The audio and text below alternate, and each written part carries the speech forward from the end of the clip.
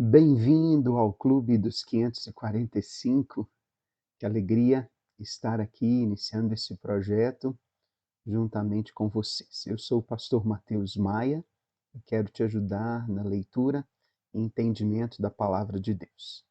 Por isso, de segunda a sexta-feira, estarei com você e vamos meditar em um capítulo da Bíblia, um capítulo por dia, de Gênesis a Apocalipse. Iniciamos hoje com o livro de Gênesis, capítulo 1. E o tema de hoje é o início da vida e o propósito do homem. O texto-chave de hoje se encontra em Gênesis, capítulo 1, obviamente, verso 26.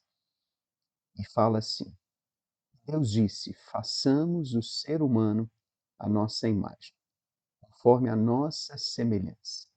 Tenha ele domínio sobre os peixes do mar, sobre as aves dos céus, sobre os animais domésticos, sobre toda a terra, e sobre todos os animais que rastejam pela terra.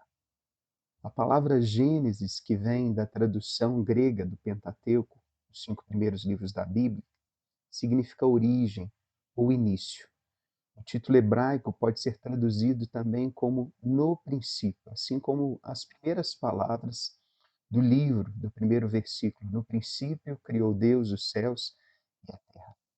Gênesis foi escrito por Moisés e fala do início de tudo.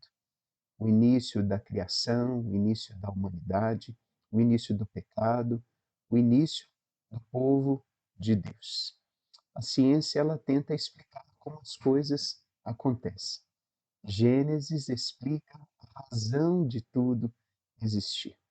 Aqui no capítulo 1, nós temos a descrição da maneira majestosa como Deus criou os céus e a terra e tudo que há neles.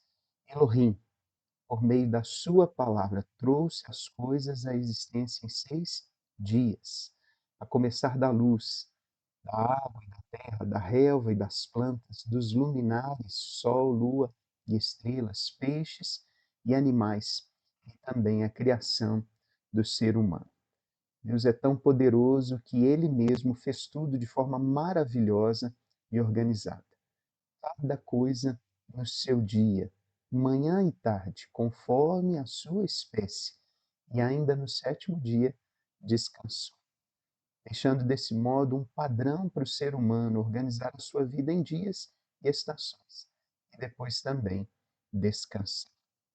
Acreditar que do nada tudo veio a existir, e qualquer pessoa que pensa assim precisa ter muito mais fé do que acreditar que um ser superior, inteligentíssimo, poderoso, foi o desenhista e executor de tudo.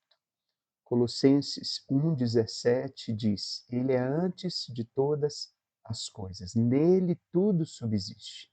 No início, a Trindade estava lá, criando todas as coisas. O verso 26, que nós lemos aqui do capítulo 1, diz: façamos.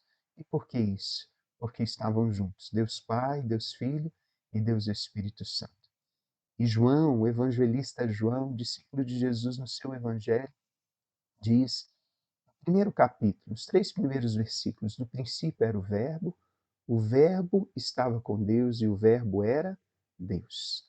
Ele estava no princípio com Deus e todas as coisas foram feitas por ele. Sem ele, nada do que foi feito se fez.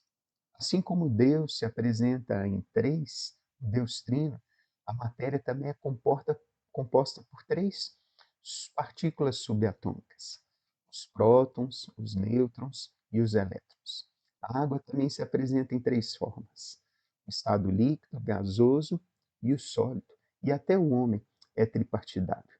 Nós somos espírito, temos uma alma e habitamos num corpo. O universo, o cosmos, também é formado pela junção do tempo, espaço e matéria. Alguém finito e de carne não pode criar nada, porque essas coisas já existiriam, a matéria e o tempo. Agora, se entendemos que o Criador, ele veio antes, ele subsiste de todas as coisas, ele pôde criar a matéria dentro do espaço e tempo. Deus estava fora do tempo e do espaço, gerando assim tudo o que vemos. A história da criação registrada na palavra nos remete à pessoa de Deus, o ser criador e bondoso, que fez tudo para o nosso prazer. Antes do pecado, tudo era perfeito e funcionava perfeitamente bem. Ao olhar para a natureza e todos os seres criados, somos levados a refletir a sua complexidade e beleza. Somos constrangidos a nos dobrar diante de Deus e reconhecer Ele como o único Deus que existe e pode todas as coisas. Mas Deus também é tão gracioso que nos fez conforme a sua imagem e semelhança. E é por isso que nós temos capacidades únicas que nenhum outro ser criado tem e que se assemelham a Deus, como moralidade, linguagem, capacidade de planejar, de projetar e executar. A criatividade do homem manifesta em forma de artes a capacidade de se relacionar. Deus nos imbuiu de autoridade para sermos vice-regentes nessa terra. A nós foi dado este poder para estabelecermos relações saudáveis com outros seres humanos e também com o próprio Deus. Diferente das histórias da Mesopotâmia, do Oriente Próximo, onde acreditava-se que o ser humano foi criado pelos deuses para que estes o servissem, o propósito da existência humana aponta para Deus, como alguém que nos fez com as suas próprias capacidades, que nos deu autoridade para vivermos de modo digno, desfrutarmos de relacionamentos saudáveis e comprometidos, tanto com Ele como com os outros seres criados. Vamos adorar ao Senhor por tudo que Ele criou e porque nele nós temos um propósito. Ore comigo nessa hora, diga assim: Senhor, eu te louvo, pois tudo vem de ti. Se existe vida, se existem céus e terra, oxigênio e água, alimento, se eu posso conviver e falar, comer e vestir, cantar e trabalhar, é porque o Senhor criou tudo e me deu essas capacidades.